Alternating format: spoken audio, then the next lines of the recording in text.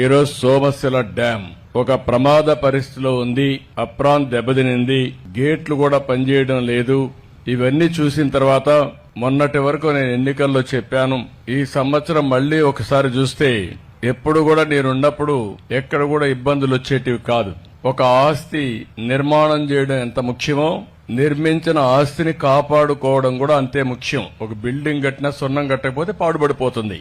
అదే మరి ఒక ఇల్లు ఉంటే కూడా ఊడ్చకపోతే ఆ ఇల్లంతా చెత్తబడిపోయి ఆ డ్యూరబిలిటీ దెబ్బతింటుంది. అదే మరి ఒక ప్రాజెక్ట్ అన్నప్పుడు ప్రాజెక్ట్ లో చేయవలసిన పనులు, గేట్లు గ్రీస్ చేయడం, మెయింటైన్ చేయడం, కాలువల్లో మట్టి తీయడం, ఎక్కడైతే గేట్ల నుంచి నీళ్లు వస్తాయో అప్రానంతా కూడా పర్ఫెక్ట్ గా పెట్టడం, అది కొట్టుకుపోయినప్పుడు కొట్టుకుపోతుందనే ఆలోచన వచ్చినప్పుడు ఎప్పటికప్పుడు సరిచేయవలసిన బాధ్యత ప్రభుత్వాలపైన ఉంటుంది.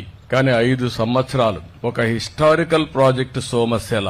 ఆ రోజు సోమశిల 78-89 మధ్యలో ఈ